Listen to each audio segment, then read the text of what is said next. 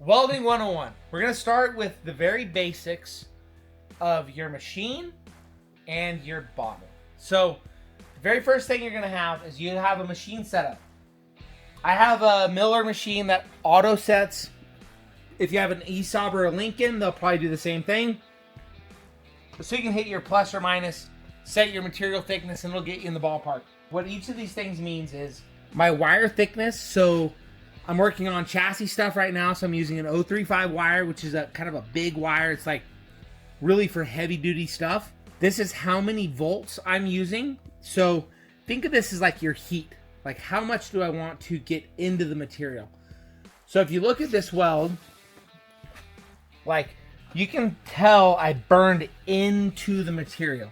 If you have a weld that is proud, so if you have a weld that's kind of poking up, that weld is not hot enough for your material. So you want a heat level that makes it basically melt into the material. These welds, you can tell, are a little proud. And that's because either your speed was too fast with wire speed that's equal, or you didn't have heat enough to melt into the material.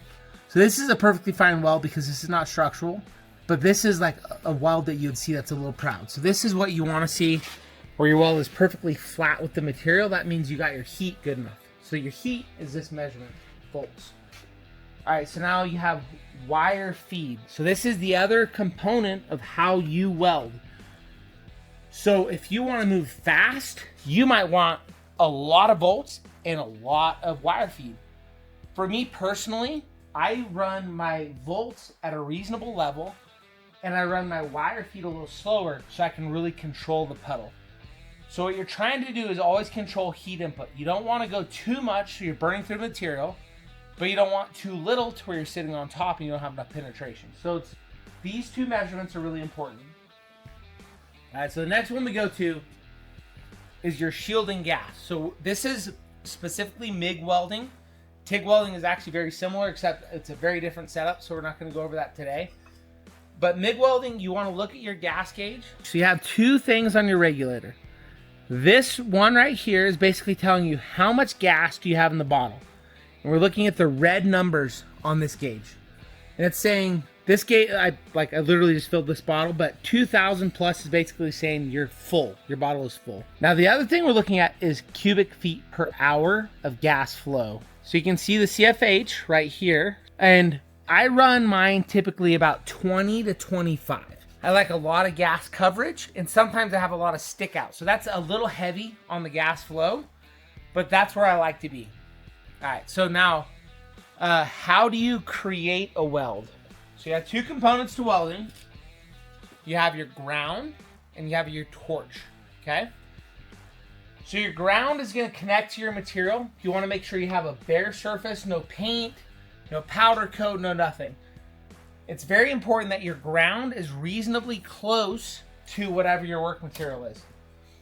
So once you have your ground established, you're gonna go ahead and use your torch. Now your torch, so I have a big lead on this torch. It's about a 20 footer. You wanna manage your stick out when you first go, because if you're too far out, you're not getting enough gas coverage and you're getting porosity. So I'm gonna clip this off. That is about the right amount of stick out.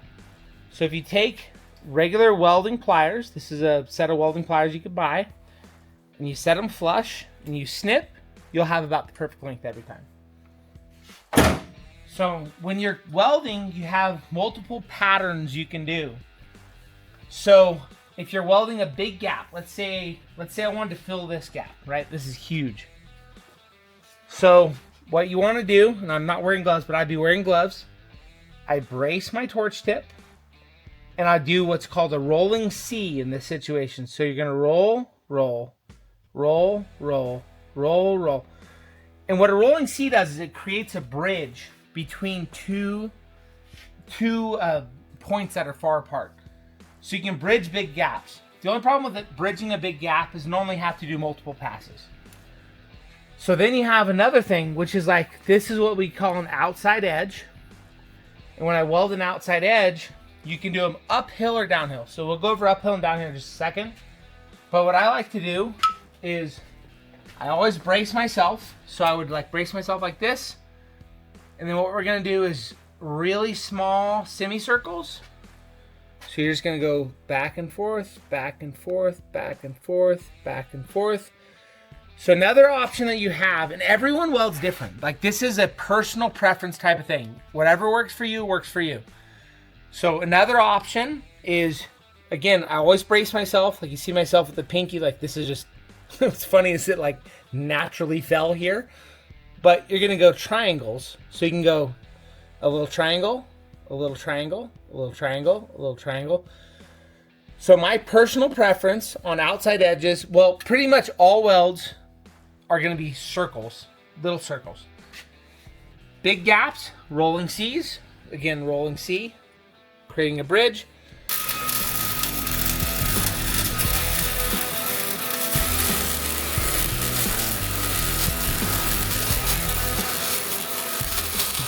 Now you have uphill versus downhill. So that's a fancy way of saying I'm pushing the weld or I'm pulling the weld. So I was going downhill. On this one, it makes it very simple because I'm going down the hill. But let's say this one, right? This is a level weld. So if I'm pulling like this, I am doing a downhill weld. Now if I was pushing like this, going through the weld, this is an uphill weld. So the difference is uphill welds, they're a little harder, but they create more heat input, so you get more depth into the material. Downhill welds tend to be easier to make look pretty.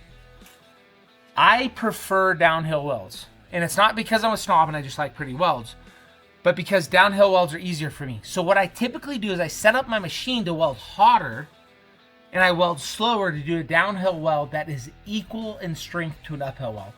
And I'm gonna have a million people that tell me that's the wrong thing and you're stupid. I build a lot of crap and it all stays together.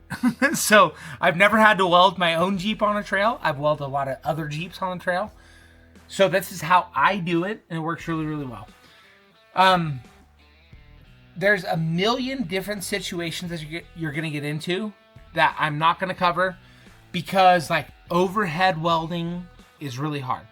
Or if you wanted to do an uphill weld. So let's say I wanted to weld, So let's say I wanted to weld this joint, okay? The proper weld to get the right amount of strength on this would be an uphill weld, which means I have to weld it uphill, which means I'm going up. That's gonna create a very, very hard weld because these are both thinner metals. It's gonna try and blow through. It's gonna try and create drips. So you're gonna be fighting how you, like which process you wanna use and how the material acts. One of the things that you should do if you're trying to do something like this is kind of like position yourself and see what the best way is, you know, like for you to be able to do this effectively. Because if you don't do like a little dry run, what'll happen is you have to start and stop, start and stop, start and stop, and that's not good for your overall weld quality. So I'm gonna go ahead and cut these down. I cut my wire down. Just because I had a little bit of extra length out there. I'm just gonna make it bad with the gas coverage. Okay, we're gonna go ahead and go.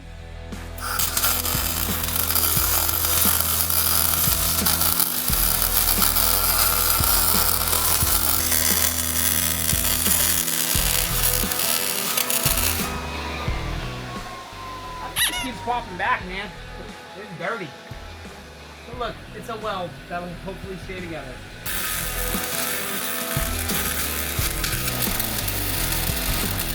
These definitely aren't Johnny welds, but I bet you they stay together. It's a super dirty frame, but it's like, it's got to be like 12 gauge material, maybe even thinner.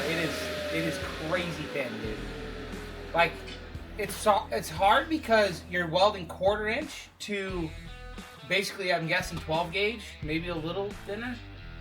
And you got to be really careful with your heat input because you can blow right through the frame. God, sounds like burning dirt.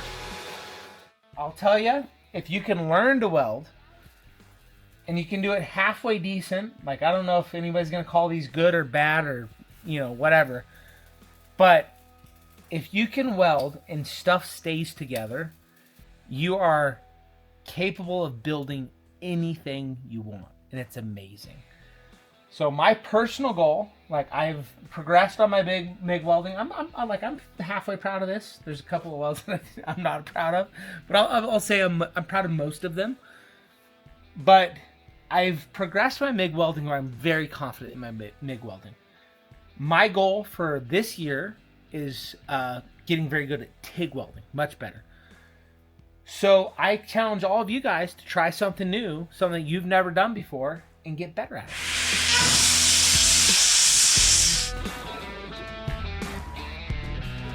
My dad's very first weld ever. And you don't need a fancy welder. Like, I have a pretty high-end weld. It's a Miller Multimatic 220 AC/DC. But I started with a Craftsman $150 welder.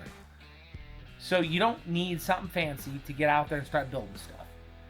It's like, yes, does it make it a little easier? Absolutely. But with these, you know, the same principles you'll apply all the way forward. And frankly, if you start with a cheap, used, inexpensive welder, you got it at a garage sale, you'll be a better welder when you get to the big boy stuff.